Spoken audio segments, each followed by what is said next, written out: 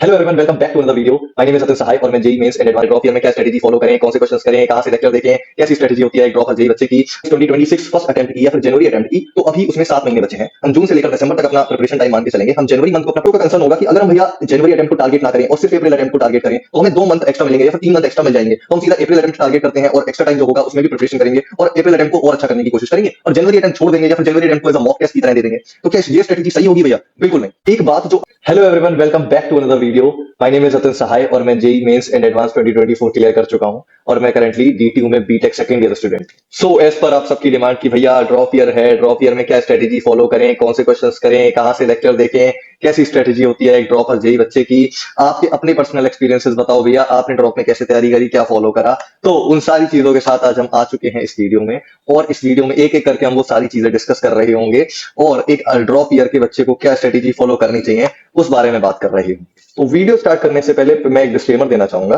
कि इस वीडियो में हम जो भी बातें करेंगे वो मेरे पर्सनल एक्सपीरियंस पर बेस्ड होंगी और ऑब्जेक्टिव नहीं होंगी, सब्जेक्टिव बातें होंगी। हो सकता है किसी और की स्ट्रेटजी या फिर मेरी स्ट्रेटजी आपस में अलाइन ना करे, मैच ना करे। तो अगर हम बात करें जेईई मेंस 2026 फर्स्ट अटेम्प्ट की या फिर जनवरी अटेम्प्ट की, तो अभी उसमें 7 महीने बचे हैं। हम जून से लेकर दिसंबर तक अपना प्रिपरेशन टाइम मान के चलेंगे। हम जनवरी मंथ को अपना प्रिपरेशन मंथ लेकर नहीं चलेंगे। तो जून से लेकर दिसंबर टोटल 7 महीने बचे हैं और हमें इन 7 महीने में 11th प्लस 12th इन 2 साल का सिलेबस निपटाना होता है एक ड्रॉप ईयर। यहाँ पर कुछ बच्चों का कंसर्न होगा कि अगर हम भैया जनवरी अटेम्प्ट को टारगेट ना करें और सिर्फ अप्रैल अटेम्प्ट को टारगेट करें तो हमें 2 मंथ एक्स्ट्रा मिलेंगे या फिर 3 मंथ एक्स्ट्रा मिल जाएंगे। तो हम सीधा अप्रैल अटेम्प्ट टारगेट करते हैं और एक्स्ट्रा टाइम जो होगा उसमें भी प्रिपरेशन करेंगे और अप्रैल अटेम्प्ट को और अच्छा करने की कोशिश करेंगे और जनवरी अटेम्प्ट छोड़ देंगे या फिर जनवरी अटेम्प्ट को एज अ मॉक टेस्ट की तरह दे देंगे।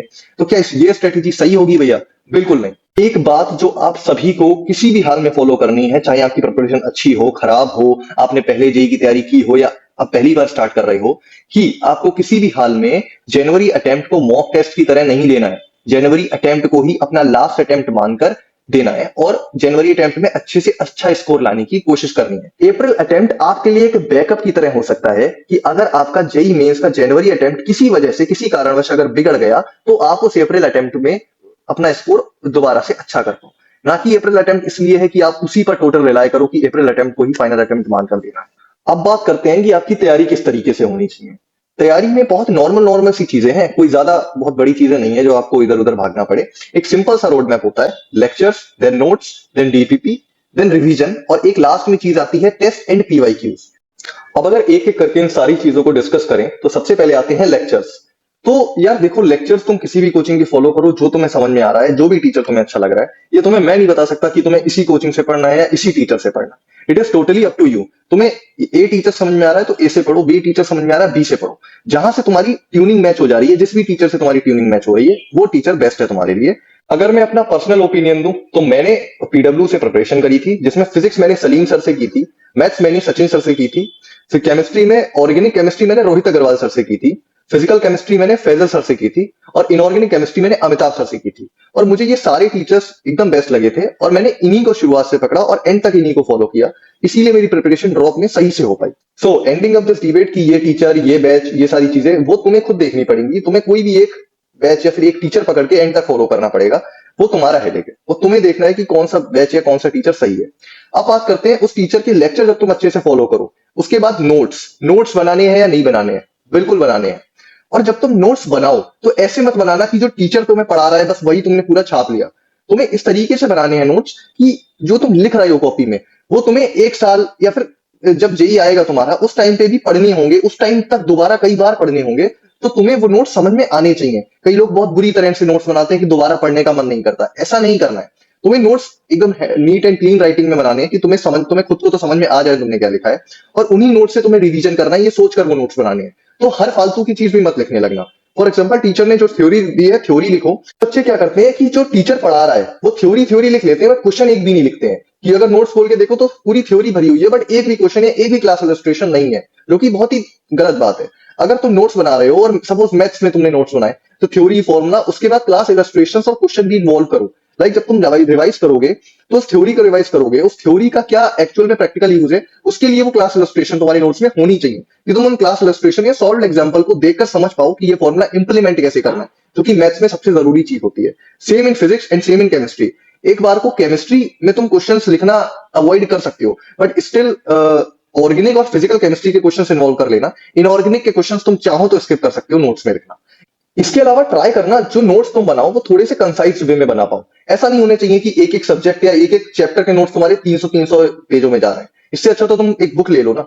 तो ट्राई करना जो नोट्स है उसमें सिर्फ यूजफुल बातें लिखो, फालतू की चीजें मत इंक्लूड करो, और जितने कंसाइज हो पाए उतने कंसाइज वे में बनाओ। थोड़ा सा क्रिएटिव तरीके से नोट्स बना लो कि कोई एक टॉपिक के 4 पॉइंट्स हैं तो उन चारों को अलग अलग लिखने की बजाय उस टॉपिक पर एक लाइक बादल टाइप का बना दिया, फिर एरो लगाकर तुमने 4 पॉइंट्स लिख लिए, कम जगह लेंगे और थोड़ी सी मतलब कंसाइज्ड वे में रहेंगे और पढ़ने में भी अच्छा लगेगा, तो तुम बार बार रिवाइज कर पाओगे। तो भैया लेक्चर हो गए, नोट्स हो गए, अब क्या करें? सीधे पीवाईक्यूज पर आ जाए? नहीं, बीच में एक स्टेप मिस हो रहा है जिसको हम कहते हैं डीपीपी। क्या वो करनी होगी? हाँ बिल्कुल करनी होगी। कुछ बच्चे डीपीपी को ये सोचते हैं बहुत बेसिक से सवाल होते हैं, या फिर डीपीपी नहीं करनी है, जरूरी नहीं होती, वो तो एक फॉर्मेलिटी होती है। तो ऐसा नहीं है। डीपीपी देखो, डीपीपी तुम्हारा जो डेली थ्योरी चल रही है ना क्लास में, उसी पर बेस्ड सवाल है। तुम सोचो जो थ्योरी तुम पढ़कर आए हो क्लास में, उसी के 10 क्वेश्चन अगर तुम्हें करने को मिल गए तो इससे और अच्छा क्या हो जाएगा? बिल्कुल स्पेसिफिक होंगे, उसी थ्योरी से रिलेटेड होंगे, और इससे वो तुम्हारी थ्योरी और ज्यादा अच्छे से रिवाइज होगी। तुमने लेक्चर देखे, नोट्स देखे, उसके बाद उन नोट्स को रिवाइज करने की तुरंत जरूरत लग रही है तो नोट्स को पहले एक बार रिवाइज कर लो, फिर डीपीपी जरूर अटेम्प्ट करो। और अगर हो पाए तो ये चीज करना कि जो डीपीपी तुम करो उसको क्विज फॉर्म में करना। जैसे मैं पीडब्ल्यू में था, तो पीडब्ल्यू में बैचेस में एक बहुत अच्छी चीज है कि आप डीपीपी को लाइक एक पीडीएफ के फॉर्म में भी सॉल्व कर सकते हो या फिर क्विज फॉर्म में भी कर सकते हो। क्विज फॉर्म में करने का एक फायदा ये है कि उससे आपको ऐसा लगता है वो 10 क्वेश्चन या 15 क्वेश्चन आप टेस्ट में दे रहे हो, लाइक टेस्ट अटेम्प्ट कर रहे हो। आपने इधर सॉल्व करा, इधर मार्क करा, नेक्स्ट पे गए। तो उससे क्या होता है, धीरे धीरे सही या 10 10 15 15 क्वेश्चन करते ही करते सही एक टेस्ट वाला लाइक आपको ऑरा मिलने लगता है, एक एनवायरमेंट वैसा होने लगता है कि आप टेस्ट दे रहे हो। ठीक है भैया, डीपीपी हो गई, अब क्या करें? बुक्स फॉलो करें और क्वेश्चंस भी तो करने हैं ना। नहीं, ये गलती मत करना। ये गलती कई लोग करते हैं कि शुरू शुरू में जोश बहुत हाई होता है कि जेई की तैयारी शुरू कर रहे हैं, बहुत मोटी मोटी बुक्स मार्केट से मंगा लेंगे। मार्केट में बहुत सारी रंग बिरंगी किताबें हैं, बट उनकी सही बताऊं तो ऐसा अभी तुम्हें कोई जरूरत नहीं है। इतनी इनिशियल स्टेज पे सिर्फ डीपीपी, क्लास का होमवर्क, क्लास की इलस्ट्रेशंस एंड देन पीवाईक्यू, इतना काफी होगा।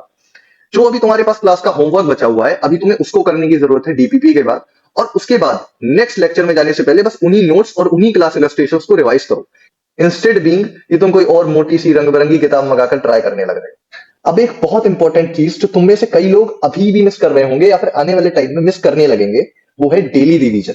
डेली रिवीजन क्या होता है भैया? हम तो भाई एंड में ही रिवाइज कर लेंगे सब कुछ, अभी तो लेक्चर देखने दो, नोट्स बनाने दो, डीपीपी करने दो। नहीं, आपको एक बहुत इंपॉर्टेंट चीज होती है डेली रिवीजन, वो मिस नहीं करना है। जब आप कहते हो डेली का काम डेली निपटाना है, तो उसमें वो डेली रिवीजन भी इंक्लूड होना चाहिए।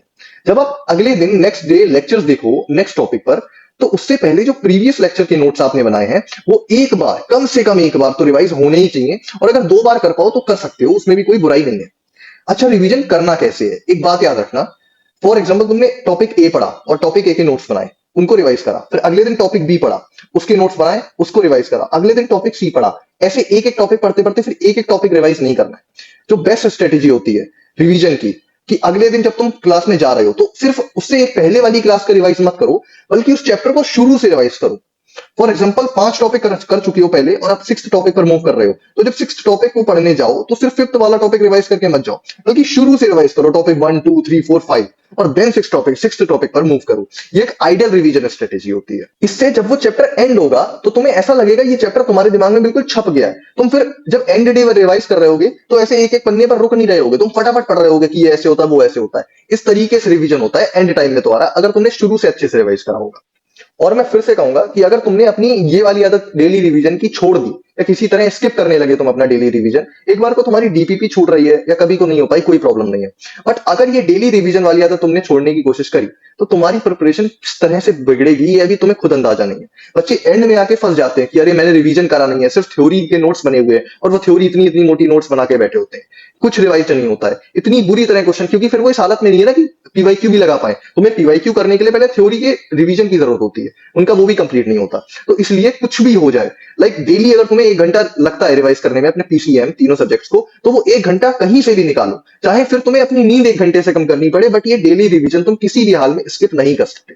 ठीक है भैया, 4 चीजें हो गई, लेक्चर, नोट्स, डीपीपी, रिवीजन। अब क्या बचा? इसके बाद आता है पीवाईक्यू का पार्ट, प्रीवियस ईयर क्वेश्चंस। ये तुम्हें, मुझे नहीं पता तुमने इनको कितना अंडर एस्टिमेट कर रखा होगा या कितने लोग पीवाईक्यू करते ही नहीं होंगे, बट मैं तुम्हें सच बताऊं तो पीवाईक्यू ना करना जेई की एक बहुत बड़ी गलती मानी जाती है। अगर तुम पीवाईक्यू करते हो, सबसे पहली चीज तुम एक्स्ट्रा क्वेश्चंस प्रैक्टिस कर रहे हो। दूसरी चीज, पीवाईक्यू वो क्वेश्चंस होते हैं जो तुम्हारा कॉन्फिडेंस बूस्ट करते हैं। तुम चाहे कोई डीपीपी करो, मॉड्यूल करो, तुम्हारी प्रैक्टिस तो हो रही है बट कॉन्फिडेंस बूस्ट नहीं हो रहा है। पर जब तुम एक्चुअल पीवाईक्यू करते हो, तुम क्वेश्चन सॉल्व करते हो जिसके आगे लिखा होगा जेईई मेंस 2018, जेईई मेंस 2020, तो वो क्वेश्चन तुम पूरा सॉल्व करोगे, एंड आंसर पर पहुंचोगे और टिक करोगे, फिर आंसर चेक करोगे, वो आंसर सही निकलेगा, तो तुम्हारे अंदर एक कॉन्फिडेंस आता है कि मैंने जेई का क्वेश्चन करा, तो जब मेरा एक्चुअल जेई मेंस होगा तो मैं उसमें भी तो क्वेश्चन सही कर पाऊंगा। तो इसीलिए पीवाईक्यू दो वजह से मतलब आप फॉलो करो। सबसे पहला क्वेश्चन प्रैक्टिस के लिए, और दूसरा अपना कॉन्फिडेंस बूस्ट करने के लिए। जो भी टॉपिक आपको वीक लग रहा है उसको टेस्ट कैसे करें कि जेई मेंस लेवल तक हुआ या नहीं हुआ है, जेई मेंस के पीवाईक्यू उठाओ। अच्छा, प्रीवियस ईयर के लिए मैं एक चीज पहले ये कहूंगा कि ट्राई करना बहुत पुराने पहले ना करो। 2018 से पहले सीबीएसई आपका जेई मेंस सेट करता था, 2018 के बाद एनटीए सेट करना है। तो मैं पहले कहूंगा 2018 से लेकर 2023 तक की पीवाईक्यू सॉल्व करो अपनी प्रैक्टिस के लिए। अब बात करते हैं एक लास्ट और बहुत इंपॉर्टेंट स्टेप की, और वो है मॉक टेस्ट। भैया शायद आप 2024 और 25 के पीवाईक्यू करने के लिए कहना भूल गए। नहीं, जो मैंने 2018 से 2023 कहा था वो इंटेंशनली कहा था। क्यों, अब बताता हूं। मेरा ऐसा मानना है कि तुम्हें रैंडम मॉक टेस्ट नहीं करने चाहिए, कि तुम कहीं भी रैंडम जगह चले गए, किसी भी साइट से तुमने मॉक टेस्ट पेपर उठा लिया और करने लगे। क्या पता उनका जेई मेंस से लेवल बहुत कम हो, फिर तो वो तुम्हारे किसी काम के ही नहीं है। और क्या पता जेई मेंस से बहुत ऊपर के लेवल के हो कि तुम्हारा कॉन्फिडेंस शैटर हो जाए। तो इसके लिए मेरा ऐसा मानना है कि मॉक टेस्ट रेंडमली ना करके तुम अगर प्रीवियस ईयर पेपर करो, जो एग्जाम पहले जेई मेंस में आ चुके हैं, उन्हीं एग्जाम पेपर्स को तुम दोबारा से अटेम्प्ट करो, वो तुम्हें ज्यादा फायदा देंगे। तो 2024 और 2025 के पीवाईक्यू को हाथ ना लगाने का रीजन यही है कि उनको तुम ऐसा पीवाईक्यू मत करो। पीवाईक्यू प्रैक्टिस के लिए 2018 से 2023 तक के हैं, या फिर 2018 से पहले के कर लो अगर 2018 से 23 तक पूरे हो चुके हैं। 2024 और 2025 के जो प्रीवियस ईयर पेपर है जेई मेंस के, तुम उनको एज अ मॉक टेस्ट दो। उनकी पीवाईक्यू को इंडिविजुअली हाथ मत लगाओ कि इस चैप्टर के उस चैप्टर के, बल्कि उनका पूरा टेस्ट पेपर निकाल लो और उसको as a test paper attempt करो। इससे क्या होगा, तुम जो मॉक टेस्ट की तरह पेपर्स दे रहे होगे वो एक्चुअल जेई मेंस पेपर होंगे, और most recent JEE mains paper होंगे 2024 2025 और अब 2026 जो तुम देने वाले हो। तो ये एक फाइनल स्ट्रेटेजी रहने वाली है उन सभी के लिए जो जेई 2026 टारगेट कर रहे हैं और अपने ड्रॉप ईयर में है। बाकी आप सभी को मेरा ऑल द बेस्ट। अच्छे से पढ़ाई करते रहो, अच्छे से तैयारी करते रहो, रिजल्ट की चिंता मत करो, सिर्फ कर्म करते जाओ, जो होगा अच्छा ही होगा। और एट द एंड मैं ये कहूंगा कि रुकना मत, चाहे कितनी भी दिक्कतें आए, कुछ भी हो, रुकना मत, दौड़ते रहना। अगर दौड़ नहीं पा रहे हो तो चलते रहना, और चल भी नहीं पा रहे हो तो एटलीस्ट रेंगते रहना, क्योंकि अगर आप रुक जाओगे ना तो फिर ये जर्नी में हार जाओगे। ये जर्नी सिर्फ वही जीतता है जो रुकता नहीं है, जितना मेरा एक्सपीरियंस कहता है। तो किसी भी हालत में बस रुकना नहीं है, क्योंकि रुकना मना है।